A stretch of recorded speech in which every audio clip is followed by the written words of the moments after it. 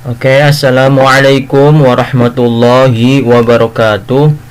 Perkenalkan, kami dari kelompok 1 akan mempresentasikan tentang alga. Sebelumnya saya perkenalkan kelompok kami. Yang pertama Muhammad Yusman, NIM 44.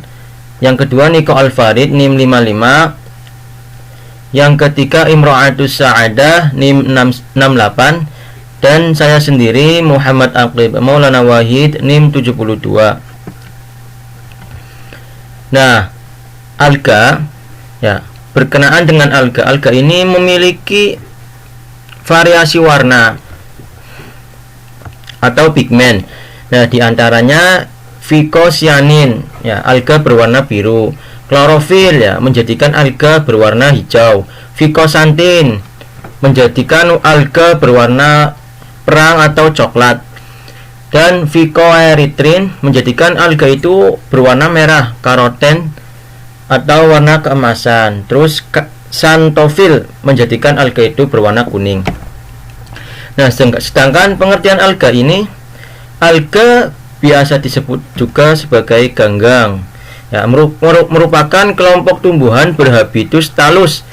Nah, jadi alga ini tubuhnya berupa talus, ya, di mana akar, batang, dan daun itu belum berkembang dengan sempurna atau belum bisa dibedakan antara mana batang, daun, dan akar, ya. Pada alga makroskopis kadang-kadang dapat dibedakan atas alas perlekatan atau holdfast atau rhizoid, batang atau tangkai stipes, dan helai daun atau blade. Namun batang dan daun umumnya menyatu. Nah, adapun ciri-ciri alga, ya.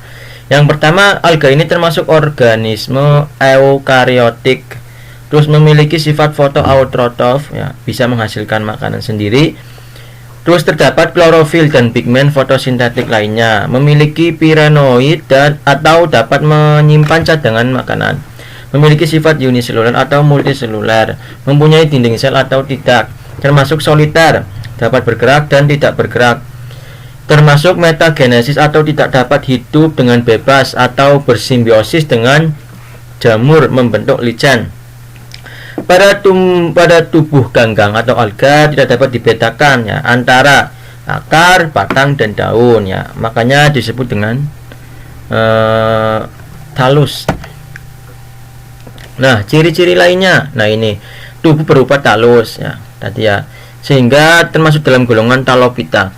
Alga berkembang biak secara seksual dan aseksual, ya. Reproduksi aseksual berupa pembelahan benih sederhana, fragmentasi, dan spora atau spora. Reproduksi seksual disumpai di antara alga. Dalam proses ini terdapat konjugasi gamet atau sel seks sehingga menghasilkan zigot. Proses seksual yaitu konjugasi atau singami atau anisogami. Habitat dari alga ini di perairan air tawar maupun air laut, ya. Terus tempat lembab dan dapat menempel di bebatuan atau epilitik, tanah pasir, epipatik atau lumpur, atau menempel pada tumbuhan sebagai epifik, dan menempel kepada tubuh hewan atau epizoik. Beberapa spesies alga hidup pada salju dan daerah-daerah kutub dan puncak-puncak gunung, bahkan di dalam air panas, ya. Nah, adapun divisi alga, ya, alga ini, nah, pada presentasi kami ini alga itu dibagi menjadi beberapa divisi, ya. Yang pertama ada Cyanophyta atau alga berwarna biru hijau, ya, identik dengan alga berwarna biru hijau. Terus Chlorophyta, ya, jadi berarti alga itu berwarna hijau. Chrysophyta, alga keemasan. Phaeophyta, alga pirang, dan Rhodophyta atau alga merah. Nah, sedikit penjelasan tentang Cyanophyta atau alga biru hijau. Jadi Cyanophyta ini berwarna hijau biru, ya, hijau kebiru-biruan, ya, merupakan organisme prokaryotik mikroskopik. Artinya tidak tampak dengan mata telanjang, itu harus menggunakan dengan mikroskop agar kita dapat melihat ciri morfologi dan anatominya, ya. yang dapat melakukan fotosintesis ya. Jadi bisa melakukan fotosintesis seperti halnya tumbuhan tingkat tinggi.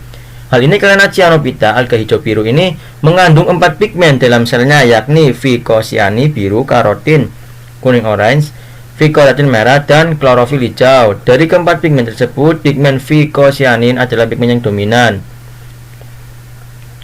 Vicosianin berarti berwarna biru ya. Alga hijau biru dapat berfotosintesis karena terdapat klorofil, tapi tidak seperti tumbuhan tingkat tinggi karena tidak memiliki kloroplas.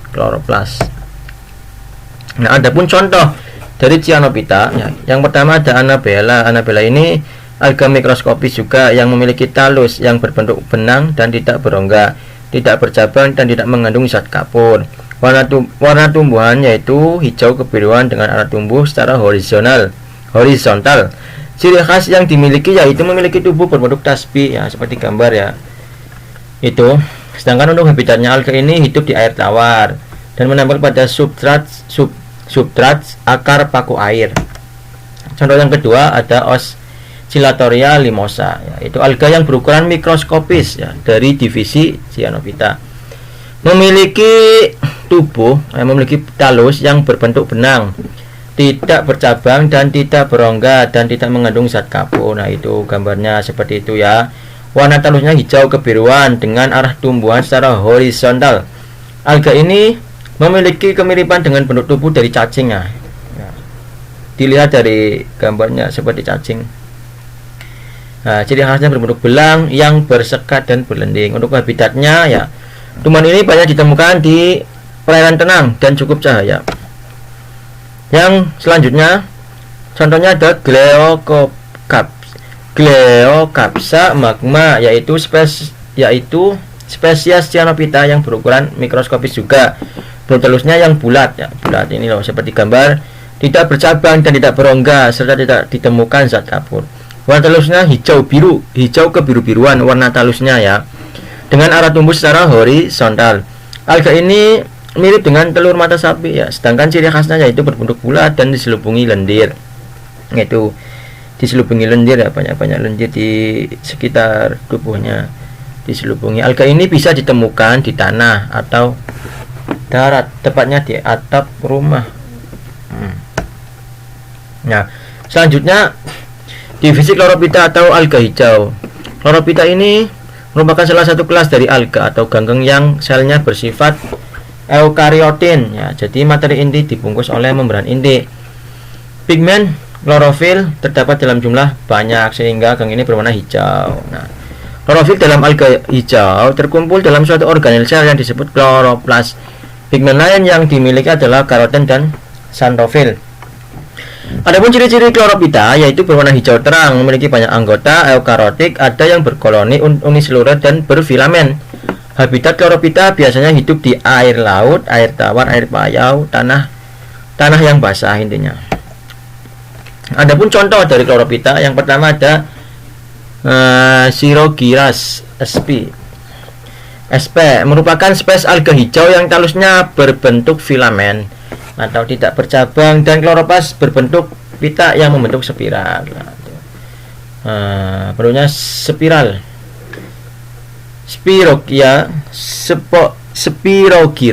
sp memiliki bentuk seperti batang. Nah, ini sedikit melengkung dan bagian pinggir dinding selnya berwarna hijau pekat. Nah, itu seperti gambar ya. Reproduksinya aseksual dengan penambahan panjang dan seksual secara konjugasi. Kloroplas berbentuk pita ya, yang membentuk spiral dan mengandung banyak pironoid. Mengandung pigmen klorofil A dan klorofil B lebih dominan dibandingkan karotin dan xanthofil. Hidup mengapung atau melayang ya. Habitatnya di air payau. Oke, selanjutnya contohnya yaitu Caolerpa sp. Merupakan jenis alga hijau yang mana biasanya masyarakat menyebutnya dengan latoh. Habitat Caolerpa sp berada di laut yang dangkal. Spesies ini menempel pada substrat pasir ya. Talusnya berwarna hijau dan berbentuk silindris itu ya, seperti gambar di samping. Nah, piloidnya berbentuk bulat seperti anggur. Caolerpa sp dimanfaatkan sebagai bahan makanan. Caolerpa mengandung bahan yang bersifat bioaktif seperti caolerpin, asam palmitat, beta-sisterol, dan tritepentaraserol. Nah, oke, untuk materi selanjutnya akan disampaikan oleh Mas Niko oleh Mbak Iim. Kepadanya saya persilahkan.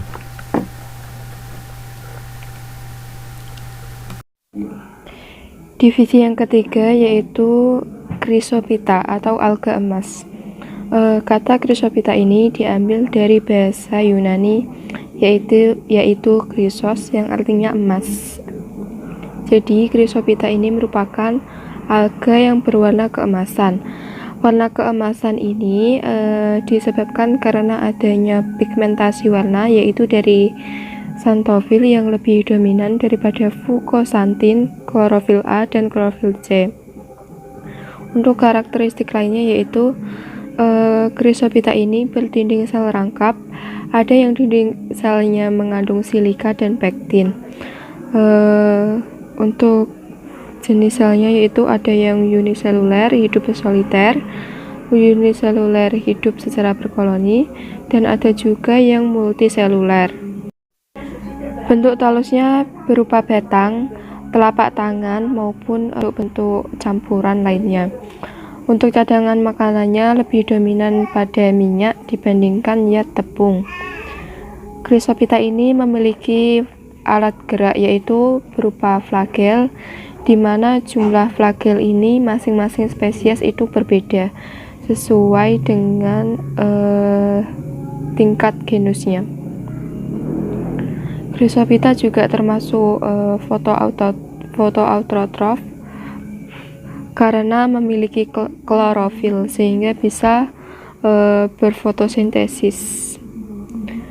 Untuk habitatnya, Chrysophyta bisa ditemukan di tempat-tempat yang basah, di air laut, air tawar, dan di tempat yang lembab. Contoh spesies dari divisi Chrysophyta. Untuk yang pertama ada diatom sp. Diatom ini termasuk alga dalam kelas Bacillariophyceae. Dia memiliki pigmen kuning yang lebih banyak daripada pigmen hijau, serta pigmen ini itu bisa menjadikan perairan yang ada di atomnya itu akan terlihat warnanya agak coklat muda. Untuk karakteristik lainnya nanti bisa dibahas di dalam tabel deskripsi. Spesies yang kedua yaitu ada dari genus Vaucheria, yaitu spesies Vaucheria geminata. Vaucheria geminata ini memiliki tubuh serupa buluh tak bersekat dan berinti banyak, sehingga dia itu lebih dikatakan alga aseluler daripada alga uniseluler. Vaucheria geminata ini memiliki alat reproduksi, jadi dia dipisahkan dari Bacillariophyceae. Divisi yang keempat yaitu ada Phaeophyta atau alga pirang atau coklat. Kata Phaeophyta ini berasal dari kata pheo yang artinya pirang atau coklat dan phykos yang artinya alga. Jadi Phaeophyta merupakan alga yang berwarna pirang atau coklat. Warna pirang atau coklat ini disebabkan karena Phaeophyta mengandung pigmen warna fukosantin atau fukosantin yang lebih dominan daripada klorofil, karoten, dan xanthofil. Untuk habitatnya, Phaeophyta ini kebanyakan anggotanya hidup di laut dingin dan sedang, dan Phaeophyta ini kebanyakan berukuran makroskopis. Alga ini termasuk bentos, melekat pada batu-batuan, kayu, epifit pada talus lain, bahkan ada yang endofit. Tingkat perkembangan yang dapat bergerak yaitu euspora dan gamet. Jadi Phaeophyta pada tingkat euspora dan gametnya itu bisa bergerak, mempunyai 20 cambuk yang heterokon dan terdapat di bagian samping badannya yang berbentuk buah per atau sekoci. Dinding sel Phaeophyta ini tersusun dari selulosa, pektin, dan algin. sehingga dia bisa dimanfaatkan sebagai bahan industri tekstil, farmasi, pangan, dan kosmetik. Untuk contoh dari divisi Phaeophyta, yang pertama ada Sargassum crassifolium. Dia dari genus Sargassum. Untuk ciri khasnya, dia mempunyai vesikel, atau bisa dilihat di gambarnya itu ada gelembung-gelembung yang berbentuk bulat tapi ujungnya agak meruncing. Gelembung itu berfungsi untuk dia bisa mengapung. Spesies yang kedua ada Turbinaria ornata. Turbinaria ornata ini dari genus Turbinaria. Dia berada satu famili dengan Sargassum crassifolium tadi, tetapi dia pada tingkat genus dia dipisahkan. Sargassum crassifolium masuk dalam genus Sargassum, Turbinaria ornata masuk dalam genus Turbinaria. Yang ketiga yaitu ada Padina australis. Padina australis ini dari famili Dictyotaceae dan dari genus Padina. Untuk ciri khasnya, dia bentuknya itu seperti kipas, dan biasanya itu ada warna putih di permukaannya karena adanya perkapuran. Divisi yang terakhir yaitu ada Rhodophyta atau alga merah. Rhodophyta atau alga merah ini merupakan kelompok alga yang memiliki dominan warna merah. Disebabkan adanya pigmen phycobilin yaitu berupa allophycocyanin, phycoerythrin, dan phycocyanin yang menutupi karakter warna dari klorofil. Lebih dari 4.100 jenis dari alga merah ini telah dideskripsikan. 200 jenis diantaranya ditemukan di air tawar dan kebanyakan ditemukan di laut. Untuk struktur morfologisnya, mulai dari bentuk filamen, bercabang, berbentuk bulu, dan lembaran. Alga merah ini tidak memiliki sel berflagela. Dia menyimpan cadangan makanannya yaitu berupa pati. Untuk ukurannya bisa mencapai ukuran yang paling besar jika mereka berada pada daerah yang bersuhu dingin, sedangkan pada daerah tropis ukurannya cenderung kecil. Untuk contoh spesiesnya, yang pertama ada Chondrus sp, berasal dari genus Chondrus. Untuk karakteristiknya nanti akan dibahas di dalam tabel deskripsi. Selanjutnya yaitu ada Corallina sp, merupakan jenis alga merah dari genus Corallina, yang mana habitatnya ada di laut. Talus Corallina ini bersegmen-segmen dan bercabang-cabang. Bisa dilihat di gambar yang sebelah kiri. Di situ juga warnanya itu berwarna putih kemerah-merahan dan berbatu. Disebabkan karena adanya pengapuran dari kalsium karbonat dan magnesium karbonat yang tebal. Yang ketiga yaitu ada Glacilaria sp, termasuk dalam genus Glacilaria dan famili Glacilariaceae. Warnanya Glacilaria ini berwarna hijau kekuningan dan transparan. Disebabkan karena adanya perbedaan komposisi dan jumlah pigmen pada plastida.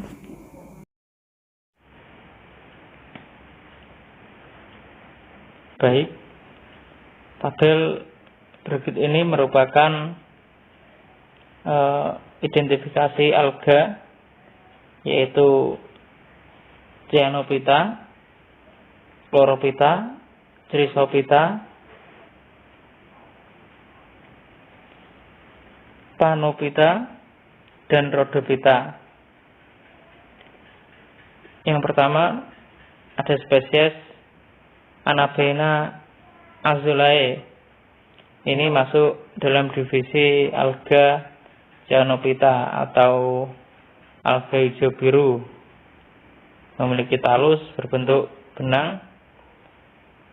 Talus tidak berongga. Percabangan tidak ada. Untuk warna hijau kebiruan. Arah tumbuh horizontal. Kemiripan seperti tasbih. Habitat ada di air tawar dan biasa ditemukan menempel di substrat akar paku air. Untuk ukurannya yaitu mikroskopis. Ciri khas yang dimiliki spesies ini berbentuk tasbih yang berlendir. Dan spesies ini tidak memiliki kandungan zat kapur. Masih pada divisi Cyanophyta, spesies yang kedua ini adalah Oscillatory animosa. Memiliki bentuk talus seperti benang, tidak berongga, pertabangan tidak ada, warna talus hijau kebiruan, arah tumbuhnya horizontal. Spesies ini mirip kasing kalung. Habitatnya di air dan biasa ditemukan di perairan tenang dan cukup cahaya. Untuk ukurannya mikroskopis dan memiliki ciri khas berbentuk benang yang bersekat dan berlendir. Untuk kandungan zat kapur, spesies ini juga tidak ada. Yang ketiga, Gliocaps magma. Spesies ini juga masuk dalam divisi Cyanophyta. Talusnya berbentuk bulat, tidak berongga, dan tidak bercabang. Talusnya berwarna hijau kebiruan. Arah tumbuhnya spesies ini horizontal. Spesies ini mirip seperti telur mata sapi. Habitatnya ada di tanah atau daratan. Biasanya ditemukan pada atap rumah. Spesies ini juga termasuk memiliki ukuran mikroskopis dengan ciri khas berbentuk bulat dan diselubungi lendir. Spesies ini juga tidak memiliki kandungan zat kapur. Yang keempat yaitu Euglena viridis.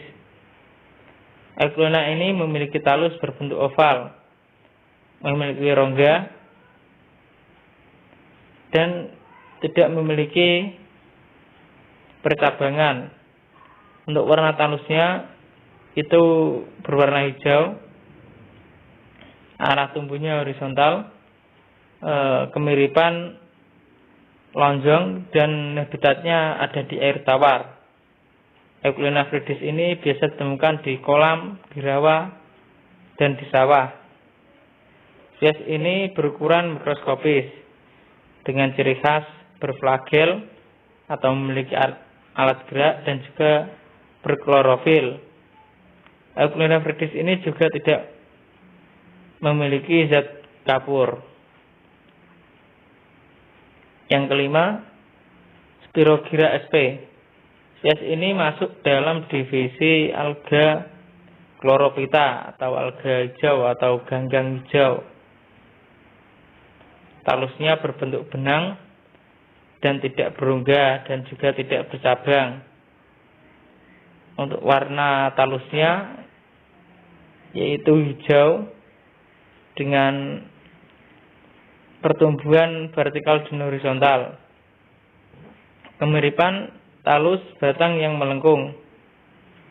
Habitatnya berada di air tawar dan biasa ditemukan melayang di perairan air tawar.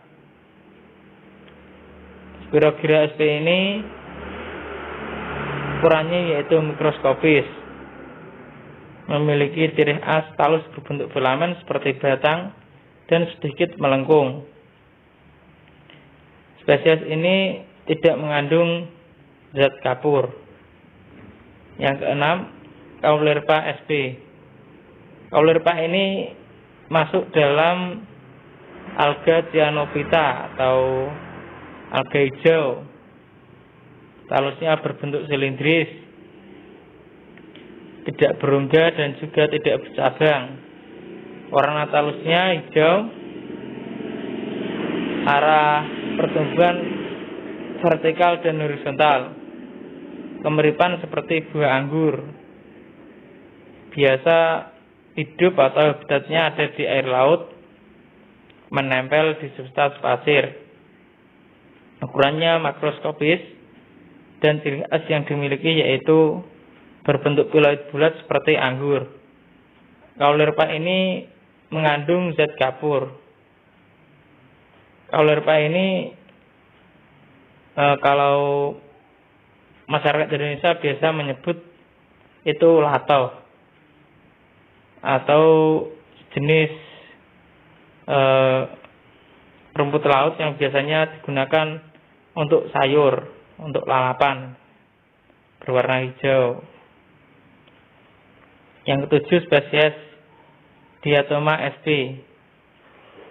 Diatoma ini masuk dalam divisi Chrysophyta atau alga dengan keemasan. Memiliki talus berbentuk batang, tidak berongga dan tidak bercabang. Untuk warna talusnya berwarna kuning. Pertumbuhan vertikal, kemiripan seperti batang. Habitatnya ada di air tawar dan air payau. Biasa ditemukan di tambak, kolam, dan rawa. Ukurannya mikroskopis dan bentuknya oval seperti batang. Diatoma sp ini tidak mengandung zat kapur. Yang kedelapan, Foursquaria geminata, masih dalam divisi Chrysophyta. Untuk bentuk talusnya berbentuk tabung, berongga, dan juga bercabang dikotom. Talusnya berwarna hijau, arah tumbuhnya vertikal, kemiripan seperti benang. Habitatnya ada di air tawar dan air payau. Biasa ditemukan di sawah, rawa, dan kolam. Ukurannya mikroskopis. Dan Foursquaria geminata ini memiliki ciri khas, yaitu benang bercabang dan bersekat, memiliki sekat, dan tidak mengandung zat kapur. Yang kesembilan, Sargassum crassifolium. Sargassum crassifolium ini masuk dalam divisi alga Panophyta dengan talus berbentuk gilik, tidak berongga, tetapi bercabang dikotom. Warna talusnya berbentuk kuning. Arah tumbuhnya horizontal. Kemiripan seperti orang yang sedang mengantri. Habitatnya ada di air laut dan biasa menempel di sekitar batu karang. Spesies ini masuk dalam makroskopis, masuk besar ini ya. Seperti tadi Caulerpa sp atau latos tadi itu juga makroskopis, artinya besar. Ciri khas yang dimiliki spesies ini yaitu filoid, menumpuk bergerigi, talus kaku, dan memiliki vesikel. Tetapi spesies ini tidak memiliki zat kapur. Yang ke-10, Turbinaria ornata, yaitu memiliki talus berbentuk gilik. Untuk talusnya tidak berongga, tapi bercabang dikotom. Warna talusnya kuning. Arah tumbuhnya vertikal, kemiripan seperti tangkai cabai. Habitatnya berada di air laut dan biasa ditemukan pada substrat batu karang. Turbinaria ornata ini termasuk alga makroskopis dengan ciri-ciri filoid yang bergerigi. Alga ini tidak memiliki atau tidak mengandung zat kapur. Yang ke-11, Padina australis. Padina ini talusnya berbentuk lembaran, tidak berongga tapi bercabang dikotom. Warna talusnya berwarna kuning, arah pertumbuhan horizontal, kemiripan seperti jamur kuping. Habitatnya berada di air laut dingin atau biasa ditemukan pada substrat batu berpasir atau karang mati. Padina australis ini masuk dalam makroskopis dengan ciri khas talus agak halus dengan alur tidak jelas dan memiliki filoid. Padina australis ini mengandung atau memiliki zat kapur.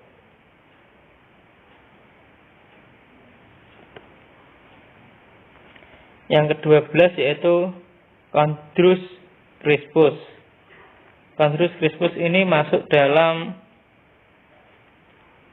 divisi alga Rhodophyta atau alga merah. Memiliki talus berbentuk lembaran, tidak berongga tapi bercabangan dikotom. Warna talusnya merah kecoklatan. Arah pertumbuhan vertikal dan horizontal. Kemiripan seperti selada bokor. Untuk habitatnya berada di air laut, ditemukan di substrat karang, dan masuk dalam alga makroskopis. Ciri khas yang dimiliki spesies ini yaitu talusnya bercabang 4-5 dan seperti selada bokor. Artinya Chondrus crispus ini mirip atau hampir sama dengan selada bokor. Spesies ini tidak mengandung zat kapur. Spesies yang ke-13 yaitu Corallina sp. Corallina ini juga masuk dalam divisi alga Rhodophyta, alga merah, dengan talus berbentuk gilik, tidak berongga, bercabangan dikotom. Warna talusnya merah muda hingga kuning kemerah-merahan. Arah pertumbuhan yaitu vertikal. Kemiripan seperti kerak yang bersegmen-segmen. Habitatnya berada di air laut, bisa ditemukan pada substrat pada karang dan pasir. Corallina sp ini termasuk dalam makroskopis dengan ciri khas talus berbentuk gilik dan bercabang seperti kerangka tulang tangan. Spesies ini mengandung zat kapur. Yang ke-14 yaitu Gracilaria salicornia. Ini juga termasuk dalam divisi alga Rhodophyta atau alga merah, memiliki talus silindris, tidak berongga dan juga bercabangan dikotom. Warna talus hijau kecoklatan. Arah tumbuh vertikal, kemiripan seperti cacing. Habitat ada di air laut dan air payau. Biasa ditemukan pada substrat pada karang, termasuk makroskopis atau besar. Ciri khasnya yaitu talus seperti saraf dan ujungnya tumpul. Spesies ini tidak memiliki atau tidak mengandung zat kapur. Nah, itu tadi adalah identifikasi alga Cyanophyta, Chlorophyta, Bryophyta, dan Rhodophyta, serta Chrysophyta. Baik, selanjutnya yaitu mengenai tabel klasifikasi dan perbandingan spesimen alga Cyanophyta, Chlorophyta, Bryophyta, dan Rhodophyta. Yang pertama, di sini ada spesies Anabaena azuela, genggam protista, divisi Cyanophyta, kelas Piscae, ordo Nostosales, famili Nostosaceae, dan genus Anabaena. Bisa dilihat itu ada gambarnya. Yang kedua, spesies Oscillatoria limosa. Ikut dalam kingdom Protista, divisi Cyanophyta, kelas Cyanopiceae, ordo Oscillatoriales, famili Oscillatoriaceae, dan genus Oscillatoria. Yang ketiga yaitu spesies Gloeocapsa magma. Masuk dalam kingdom Protista, divisi Cyanophyta, kelas Cyanopiceae, ordo Rhopsales, famili Necrosistaceae, dan genus Gloeocapsa. Yang keempat yaitu spesies Euglena viridis. Untuk kingdom yaitu Protista, divisi Euglenopicota, kelas Euglenoida, ordo Euglenida, famili Euglenidae, dan genus Euglena. Spesies yang ke-8 yaitu Spirogyra.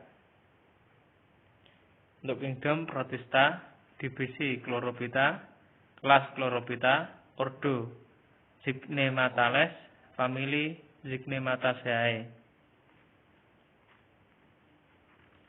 Yang keenam, spesies Caulerpa. Kingdom Plantae, divisi Chlorophyta, kelas Chlorophyceae, ordo Caulerpas, famili Caulerpaceae, genus Caulerpa. Spesies yang ke-7 yaitu Diatoma sp. Divisi Chrysophyta, kelas Basilariophyceae, ordo Fragariales, famili Fragilariaceae, dan genus Diatoma.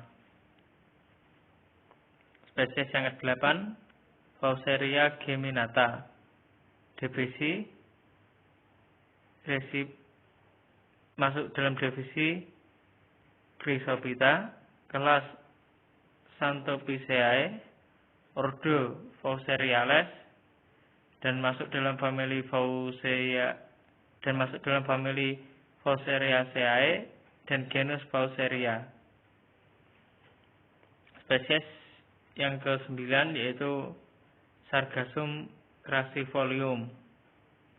Masuk dalam divisi Paenophyta, kelas Paenophyceae, ordo Vocales, dan famili Sargassaceae, dan masuk dalam genus Sargassum.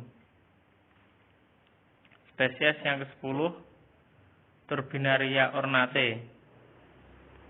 Di sini masuk dalam divisi Phaeophyta, kelas Phaeophyceae, ordo Vocales, famili Sargassaceae, dan genus Turbinaria. Spesies yang ke-11 yaitu Padina australis, divisi Phaeophyta, kelas Phaeophyceae, ordo Dictyotales, famili Dictyotaceae, dan genus Padina. Spesies yang ke-12 yaitu Chondrus crispus. Kingdom Plantae, divisi Rhodophyta, kelas Rhodophyceae, ordo Gigartinales, famili Gigartinaceae, dan genus chondrus. Spesies yang ke-13 yaitu Corallina sp. Domain Eukaryota, Kingdom Protista, Divisi Rhodophyta, kelas Rhodophyceae, Ordo Cryptonemiales, famili Corallinaceae, dan genus masuk dalam Corallina.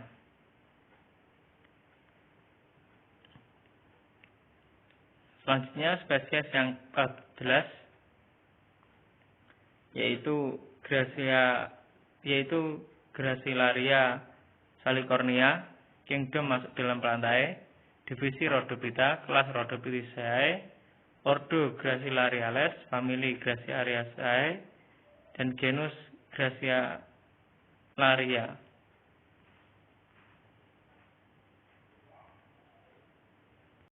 Oke, baik. Terima kasih. Assalamualaikum warahmatullahi wabarakatuh. Bismillahirrahmanirrahim. Di sini saya akan menjelaskan tentang bagian dikotomi konsep dan kunci determinasi dari alga yang kita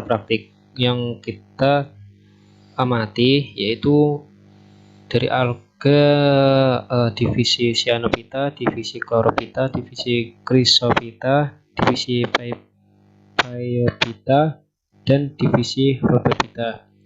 Oke, langsung saja untuk membahas tentang bagian dikotomi konsep dan juga kunci determinasi dari kelima divisi alga tersebut dengan menggunakan 14 spesimen dari 5 divisi tersebut, divisi alga tersebut. Oke, di sini langsung ke hasil bagian dikotomi konsep dari alga 5 divisi tersebut. Oke, di sini yaitu alga ya ada diberi nomor 1, 2, 3, 4, 5, 6, 7, 8 sampai 14.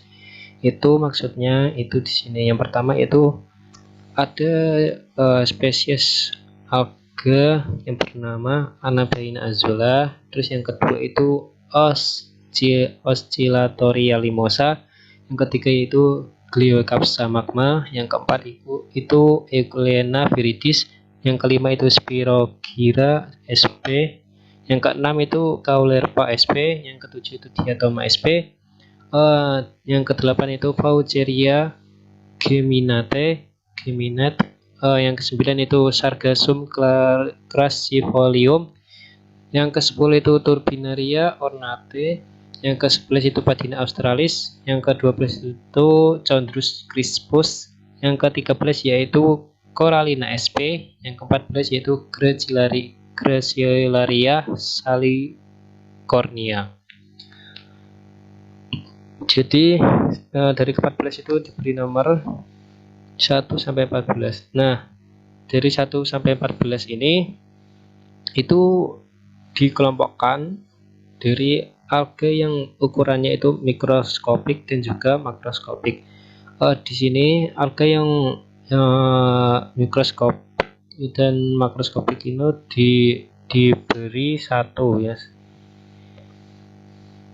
Pengelompokan ke 1 ya. Yang pertama 1A itu mikroskopik dan 1B itu makroskopik. Mikroskopik ini ada alga nomor 1, 2, 3, 4, 5, 7, dan 8, yaitu dari Anabaina azola, Oscillatoria limosa, Gliocapsa magma, Euglena viridis, dan Spirogyra sp, Diatoma sp, dan juga Vaucheria geminate. Kemudian dari setelah dikelompokkan dari mikroskopik dan makroskopik, itu dikelompokkan lagi lebih spesifik. Yang pertama, yang di mikroskopik itu dikelompokkan yang pertama yaitu dari talusnya itu berongga ataupun tidak berongga. Untuk yang berongga itu ada yang ada dua jenis alga, yaitu jenis nomor 4 dan juga jenis nomor 8, yaitu Euglena viridis dan juga Vaucheria geminata. Dan sedangkan yang tidak berongga itu ada alga nomor 1, 2, 3, dan 5 dan 7. Kemudian setelah ini itu dikelompokkan lagi lebih spesifik.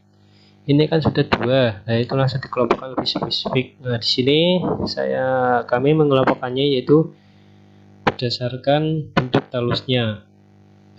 Di sini ada yang bentuk talusnya oval dan juga tabung. Untuk oval itu alga jenis nomor 4 yaitu Euglena viridis, dan juga tabung itu alga nomor 8 yaitu Vaucheria geminata. Untuk yang tidak berongga itu ada 1, 2, 3, 5, 7 itu dikelompokkan lagi hingga sekecil-kecilnya sehingga kita mencapai jenis dari alga tersebut. Yang kemudian yang tidak berongga dari alga mikroskopik ini dibagi lagi, yaitu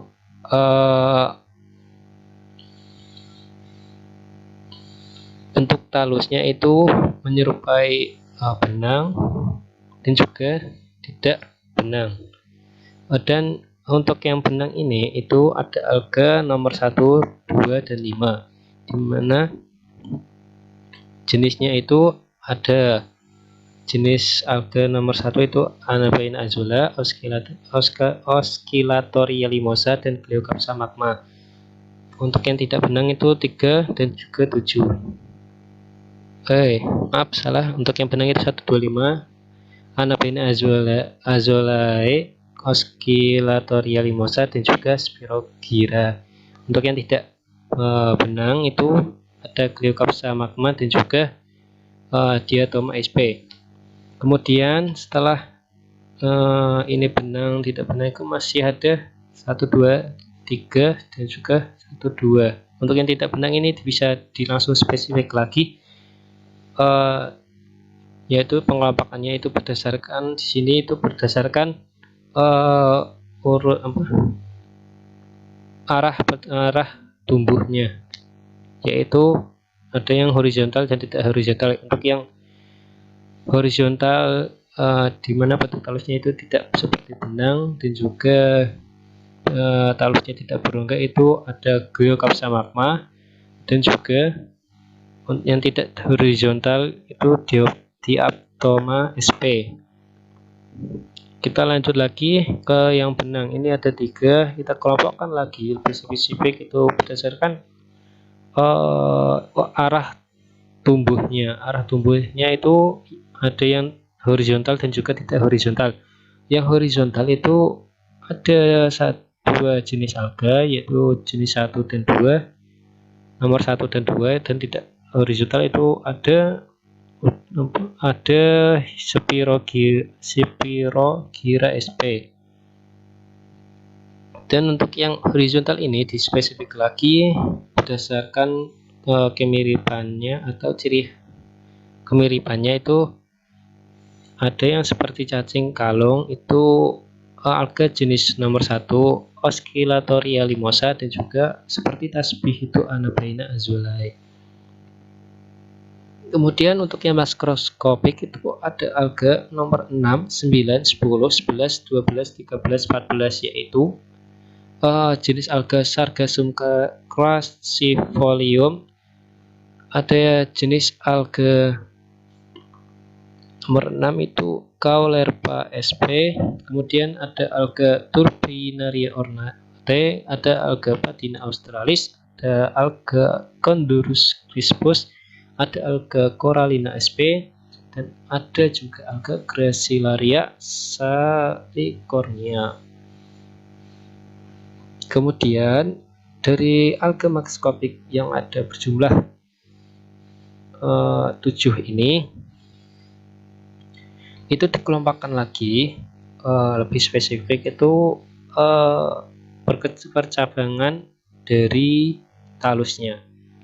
Di sini ada yang dikotom dan juga ada yang tidak dikotom. Untuk yang dikotom itu ada alga nomor 9, 10, 11, 12, 13 dan juga 14. Dan untuk yang tidak dikotom itu ada alga yaitu Caulerpa sp.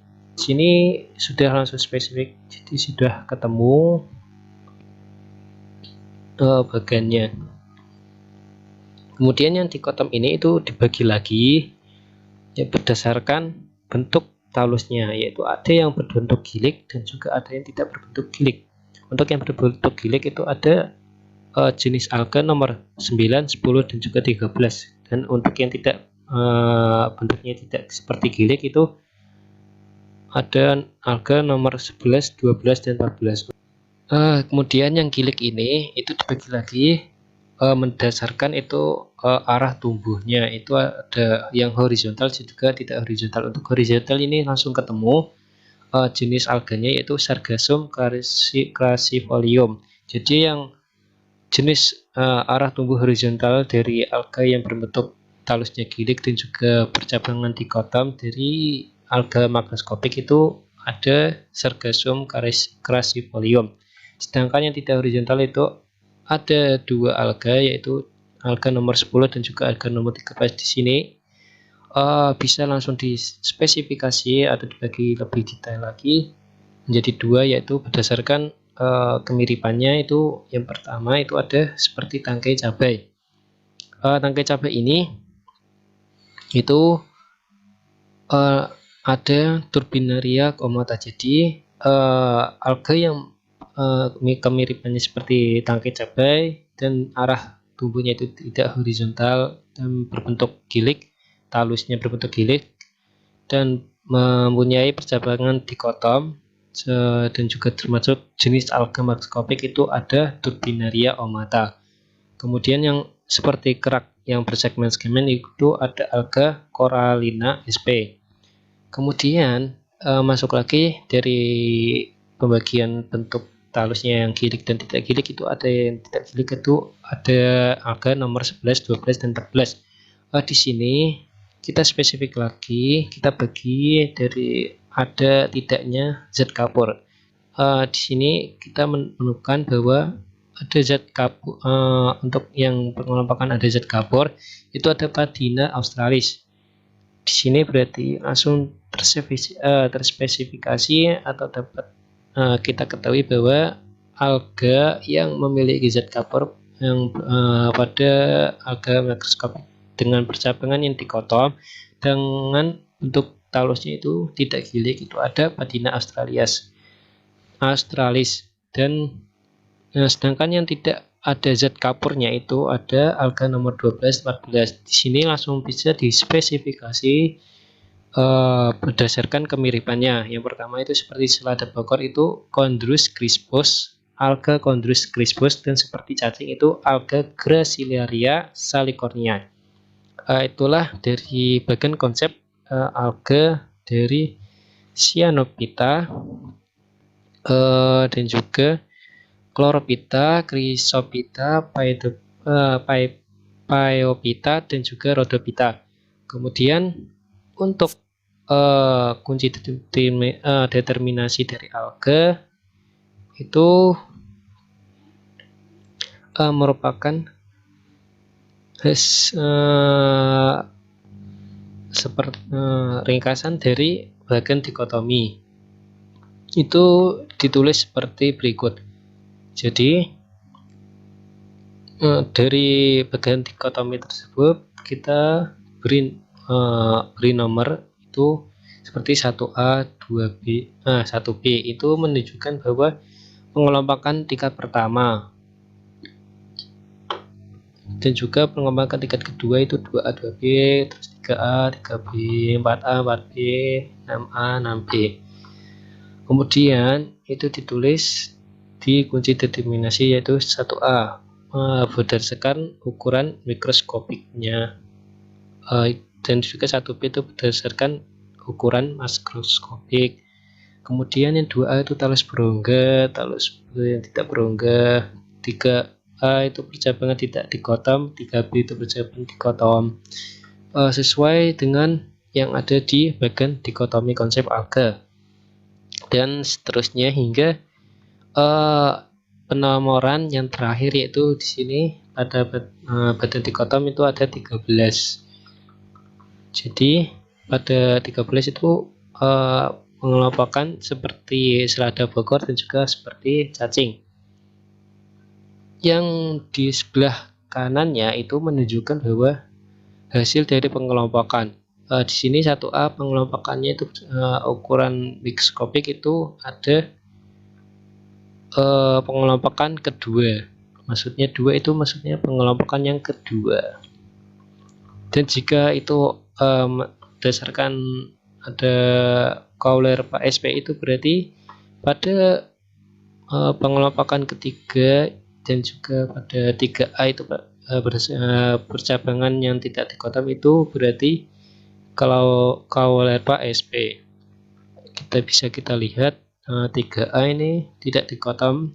Nah, itu di sini itu ada Kauler Pak SP. Oke.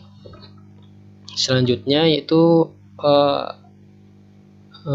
ringkasan lagi dari kunci determinasi dari alga yang telah ditulis seperti ini, itu bisa langsung diringkas menjadi kunci seperti ini. Contohnya kita memakai anabaina azola. Itu penulisannya kok bisa menjadi 1A, 2B, 5A, 7A, 11B. Itu menunjukkan bahwa anabaina itu ada di pengelompokan yang pertama itu 1A, kemudian pada pengelompokan 2B, pengelompokan 5A, 7A, dan 11A hingga ditemukan hingga berakhir pada anabaina azulae. Kita buktikan tadi 1A, 2B, 5A, 7A, 11B. Kita di sini bisa mencari itu anabaina azula. Nah, di sini anabaina azula itu terdapat di 11B, yaitu seperti tasbih, pengelompokan bentuk seperti kemiripan bentuk seperti tasbih. 11B ini berarti pengelompokan 11 itu terdapat pada di sini itu 11 berarti terdapat pada pengelompokan 7A. 7A ini berarti 7 itu berada di pengelompokan 5A. 5A ini itu terdapat pada pengelompokan 2B, dan 2B itu pada kelompokan 1A. Jadi dari sini sama seperti kunci determinasi ini, 1A, 2B, 5A, 7A, 11A. Berarti kunci determinasi anabaina azola ini itu benar gitu. Kita bisa lihat juga dari bagian dikotominya. Ini ada anabaina azola itu berada di 11B. Nah, ini 11B ya. Nah, itu di sebelumnya itu ya, dia kan dari pengelompokan tidak horizontal itu berarti 7B. 7B itu berasal dari pengelompokan bentuk talusnya itu seperti benang. Itu ada di 5A. 5A itu merupakan pengelompokan dari talusnya tidak berongga. Itu ada di 2B. 2B itu pengelompokan dari alga yang berukuran mikroskopik, itu ada 1A. Berarti bagian dikotomi kunci determinasi dari anabaina azola itu 1A, 2B, 5A, 7B, dan 11B. Begitu. Sekian yang dapat saya sampaikan tentang bagian dikotomi dan juga kunci determinasi dari alga Cyanophyta, Chlorophyta, Chrysophyta, Phaeophyta, dan juga Rhodophyta. Dari kelompok kami, saya mewakili dari kelompok kami mengucapkan terima kasih dan Dan juga apabila video ini bermanfaat, bisa untuk mengklik like, subscribe, dan juga loncengnya. Kemudian kalian juga bisa komen dari video ini, bisa bertanya-tanya maupun ada masukan atau apa, silahkan saja di kolom komentar di bawah ya. Oke, saya mewakili dari kelompok kami. Apabila terdapat salah kata maupun sengaja maupun tidak disengaja, kami mohon maaf sebesar-besarnya. Wabillahi taufiq wal hidayah. Wassalamualaikum warahmatullahi wabarakatuh.